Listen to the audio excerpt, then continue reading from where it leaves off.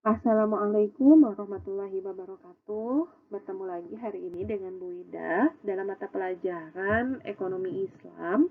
Insya Allah hari ini kita akan belajar tentang konsep dasar ekonomi Islam. Ya, jadi bagaimana perbedaan antara ekonomi Islam dengan ekonomi umum atau ekonomi konvensional gitu ya. Apa saja yang membedakannya? Nah, kita akan lihat pada pertemuan kali ini. Oke, rencana pembelajaran kita hari ini adalah tentang rancang bangun ekonomi Islam, kemudian prinsip-prinsip ekonomi Islam, karakteristik ekonomi Islam, dan terakhir manfaat dari ekonomi Islam. Baik, rancang bangun ekonomi Islam. Seperti layaknya sebuah bangunan, ekonomi Islam itu terdiri dari beberapa bagian. Ada yang menjadi fondasi atau bagian dasarnya, ada yang menjadi pilar-pilar atau tiang-tiang, dan ada yang menjadi bagian atap, gitu ya. Nah, yang menjadi fondasinya yang ini akan menentukan kekokohan sebuah bangunan itu ada tauhid, gitu ya, keesaan Allah, gitu ya, tentang akidah seorang hamba dengan Robnya, gitu ya, bahwa aktivitas ekonomi ini begitu uh, tidak bisa dilepaskan, gitu ya, dari akidah seseorang, gitu. Kemudian adil, ya, tidak zalim, tidak menguntungkan satu pihak saja dan merugikan pihak lain, ya, dan lain sebagainya. Kemudian nubuah, gitu ya, bahwa ekonomi Islam ini dimulai sejak diutusnya Rasulullah SAW menjadi seorang rasul, ya. Maka dari sana gitu ya, kita bisa mengambil nilai-nilai atau pelajaran-pelajaran atau prinsip-prinsip atau dasar-dasar yang kemudian sudah disampaikan dan sudah diamalkan, gitu ya, oleh Rasulullah, oleh para sahabat, gitu ya, oleh generasi para tabiin dan seterusnya sampai kemudian para ulama kontemporer hari ini. Ya, artinya aktivitas ekonomi Islam ini merujuk pada apa yang dicontohkan oleh Rasulullah SAW. Kemudian yang selanjutnya adalah ekonomi Islam ini menjadi kokoh dengan adanya peran kepemimpinan, gitu ya, atau khilafah, di mana untuk hal-hal tertentu atau untuk aspek-aspek tertentu dalam ekonomi ini harus juga dikelola atau dikendalikan oleh seorang pemimpin, terutama untuk komoditas-komoditas atau hal-hal yang sifatnya menyangkut hajat hidup orang banyak, ya. Kemudian yang kelima, ya, fondasi yang kelima adalah ma'ad. Artinya dalam aktivitas ekonomi Islam, gitu ya, tentu diperbolehkan, gitu ya, sangat diperbolehkan untuk mendapatkan keuntungan, gitu ya. Jadi ya ekonomi Islam pun silahkan, gitu ya, dibolehkan untuk mendapatkan atau mengambil keuntungan. Nah, kemudian menjadi tiangnya atau pilarnya adalah kepemilikan multijenis, atau Islam mengakui adanya kepemilikan personal, tetapi juga pada prinsipnya, gitu ya, pada hakikatnya pemilik mutlak dalam ekonomi Islam itu, menurut pandangan ekonomi Islam itu adalah Allah Subhanahu wa taala. Ya, apa-apa yang ada di langit, apa-apa yang di bumi, apa-apa yang kemudian ada di dalamnya, gitu ya, itu adalah mutlak milik Allah Subhanahu wa taala. Nah, sedangkan manusia itu hanya diberikan amanah, gitu ya, untuk mengelola. Kemudian yang kedua adalah kebebasan berusaha, keadilan, gitu ya. Artinya setiap Islam sangat memberikan peluang untuk melakukan ikhtiar-ikhtiar yang sesuai dengan tadi prinsip-prinsip Islam, gitu ya, sehingga bisa semakin berkembang, gitu ya, dari waktu ke waktu sesuai dengan kebutuhan dan perkembangan zaman. Kemudian dalam Islam juga ada pilar yang ketiga, yaitu kesejahteraan sosial, ya, di mana di dalam Islam itu kesuksesan yang kemudian diharapkan adalah yang biasa digunakan adalah istilah falah. Artinya kesuksesan atau kesejahteraan itu bukan hanya diperoleh secara personal, gitu ya, tapi kemudian juga secara komunal. Artinya kesuksesannya itu diraih tidak hanya untuk menguntungkan dirinya sendiri, sukses sendirian, gitu ya, tapi suksesnya itu dengan sebanyak-banyaknya memberikan kebermanfaatan. Nah, kemudian yang terakhir, bagian terakhir adalah yang sebagai atap, yaitu adalah akhlak gitu ya. Akhlak ini akan baik gitu ya, akan nampak bagus ketika kokoh dari mulai fondasi gitu ya sampai kemudian pilar yang menyangganya gitu. Sehingga ya inilah yang kemudian akan menjadi gambaran dari ekonomi Islam gitu ya. Ketika fondasinya kokoh, ketika tiang-tiangnya kokoh gitu ya, pilar-pilarnya kokoh, dan juga dinaungi oleh akhlak yang mulia ya. Seperti halnya sebuah bangunan. Kemudian yang selanjutnya adalah prinsip-prinsip ekonomi ya, seperti yang telah Ibu sampaikan tadi, bahwa pemilik mutlak itu ya adalah Allah Subhanahu wa taala gitu ya. Manusia itu hanya sebagai pengelola gitu ya, atau yang dititipi gitu. Sedangkan pemilikan Allah itu adalah mutlak dan pemilikan manusia itu adalah temporer. Kemudian meyakini bahwa Allah adalah satu-satunya pemberi rizki ya. Jadi jangan khawatir terkait dengan rizki, karena sebenarnya ya setiap kita pasti diberikan rizki oleh Allah Subhanahu wa taala. Kemudian yang selanjutnya adalah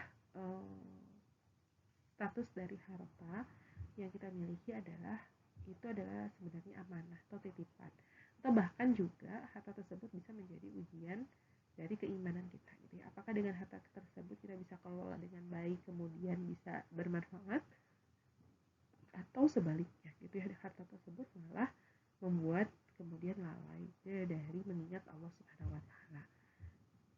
Selanjutnya adalah bahwa prinsip ekonomi Islam itu bahwa kepemilikan harta itu harus diperoleh dengan cara-cara yang hak atau cara-cara yang benar, yang cara-cara yang halal gitu ya, tidak dengan sebaliknya gitu ya, misalnya memaksa gitu ya, atau mencuri gitu ya, atau menzalimi gitu ya, atau mencurangi misalnya gitu ya, itu tidak diperbolehkan di dalam Islam. Kemudian dalam mencari penghasilan atau mencari rezeki pun itu harus harus dilaksanakan dengan cara-cara yang baik juga, yang benar gitu ya. Kemudian tidak melalaikan Allah, tidak melupakan zikrullah gitu. Ya, artinya bagaimana mencari rezeki tapi kemudian bisa tetap menjaga prinsip-prinsip syariat. Kemudian adanya kewajiban untuk membersihkan harta lewat zakat atau mungkin infak, sedekah gitu ya. Karena ya terutama ketika memang kalau untuk zakat sudah masuk waktunya gitu ya, dan juga nisabnya atau besarannya. Prinsip yang lainnya adalah bahwa Islam melarang kegiatan yang mengandung unsur-unsur yang haram gitu ya, atau tidak diperbolehkan, seperti maisir atau judi gitu ya, goror, ketidakjelasan dalam transaksi, riba, kemudian zolim gitu ya, kemudian penipuan atau tadlis ya, dan aktivitas-aktivitas transaksi yang dilarang lainnya ya. Insya Allah nanti di bab selanjutnya kita akan belajar tentang transaksi-transaksi yang dilarang atau tidak diperbolehkan dalam Islam. Prinsip yang selanjutnya adalah bahwa kegiatan muamalah ini harus dilaksanakan dalam dasar ya, atas dasar ridho gitu ya, satu sama lain tanpa adanya paksaan. Nah, menjaga mal gitu ya, atau hifzul mal itu pun menjadi salah satu bagian dari tujuan-tujuan yang harus terrealisasi dengan diterapkannya atau diaplikasikannya syariat gitu ya, atau disebut dengan maqasid syariah gitu ya. Jadi hifzul mal atau menjaga atau memelihara harta itu pun termasuk ke dalam salah satu yang menjadi tujuan syariah, sehingga ya berarti gitu ya sangat penting ya kita memahami dan melaksanakan pengelolaan harta gitu ya, aktivitas yang kemudian berkaitan dengan harta ini dengan sebaik-baiknya sesuai dengan prinsip Islam, sesuai dengan prinsip syariah. Prinsip umum dalam muamalah gitu ya, tadi ada dasarnya muamalah itu adalah al-ibahah gitu ya, atau mubah ya, boleh, sebelum ada dalil yang kemudian melarangnya. Jadi sangat dibuka peluang untuk kita mengekspor gitu ya, sesuai dengan kebutuhan, sesuai dengan perkembangan zaman, sesuai dengan keinginan pasar misalnya gitu ya. Tapi tanpa melanggar atau batasan-batasan yang sudah ditentukan. Kemudian tujuannya adalah untuk mencapai atau mewujudkan kemaslahatannya, jelas gitu ya. Kemaslahatannya bukan untuk diri sendiri tapi juga orang lain. Kemudian dilaksanakan dengan memelihara nilai keseimbangan atau tawazun dan keadilan, ya. Prinsip tawazun, keseimbangan, prinsip keadilan gitu, itu harus senantiasa diperhatikan, ya. Karakteristiknya ya, prinsip ekonomi ketuhanan tadi ya, karena berdasarkan dengan nilai-nilai tauhid gitu ya. Kemudian prinsip ekonomi berkeadilan, ya harus adil. Kemudian ekonomi pertengahan, ya tidak ekstrim. Kemudian prinsip amar ma'ruf nahi munkar. Jadi apapun yang dilaksanakan dalam tahun ekonomi itu, karakteristiknya ekonomi Islam itu adalah ada upaya untuk kemudian menyeru kepada yang ma'ruf dan mencegah kemungkaran. Ini skala prioritas ya, dalam Islam pun ada skala prioritas, ada daruriyah, hajiyat atau hajat, dan tahsiniyat ya, primer, sekunder, tersier. Kemudian manfaatnya ya tentu saja gitu ya, dari pelaksanaan aktivitas ekonomi secara Islam gitu ya, secara syariat itu tentu banyak sekali manfaatnya gitu ya.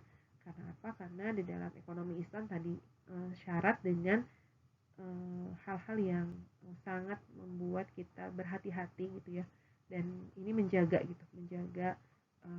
satu sama lain sebenarnya gitu ya, karena memang diharapkan dalam aktivitas ekonomi Islam ini tidak hanya menguntungkan satu pihak tetapi juga seluruh pihak yang terlibat gitu ya, gimana terwujudnya keadilan dan kesetaraan ya, menghindari praktik-praktik haram seperti tadi riba, maghrib, maisir gitu ya, tadlis gitu. Kemudian memikirkan keberlanjutan gitu ya, yang selanjutnya ya, misalnya tidak egois hanya memikirkan diri sendiri, kita sendiri, dan untuk waktu hari ini saja gitu kan ya. Nah, itu kemudian kemandirian secara finansial, secara ekonomi gitu ya, umat muslim itu harus mandiri, harus kaya bahkan gitu ya, sehingga harta yang kemudian dipegangnya itu menjadi harta yang bermanfaat. Kemudian bisa lebih produktif dan efisien gitu ya. Pemberdayaan masyarakat juga tadi ya, melibatkan partisipasi masyarakat secara aktif gitu. Karena tidak semakin banyak memberikan kemanfaatan justru akan semakin baik. Kemudian fokus pada tanggung jawab sosial gitu ya. Tadi dengan adanya aktivitas infak, zakat, sedekah, wakaf gitu ya, itu pun menjadi aktivitas yang kemudian akan berimbas pada lingkungan sosial. Kemudian keberpihakan pada kesejahteraan masyarakat ini pun menjadi aspek yang sangat dirasakan ya ketika terlaksananya ekonomi Islam, bahwa ekonomi Islam itu harus berpihak pada kesejahteraan rakyat gitu ya, tidak mengedepankan pada kepentingan individu atau golongan, tetapi lebih kepada memperhatikan kepentingan bersama. Kemudian yang paling kental gitu ya dalam ekonomi Islam ini adalah sangat penuh dengan etika gitu ya, atau norma gitu ya, atau adab gitu ya, dalam aktivitas bisnis atau aktivitas ekonominya ya, seperti halnya mungkin menjunjung tinggi ya kejujuran itu ya, integritas, saling kerjasama gitu ya, kemudian transparansi, saling menghargai satu sama lain, saling menopang atau mendukung satu sama lain. Nah, itu adalah etika atau adab-adab yang sangat banyak gitu ya, sangat banyak dan dimiliki oleh ekonomi Islam. Ya, baik.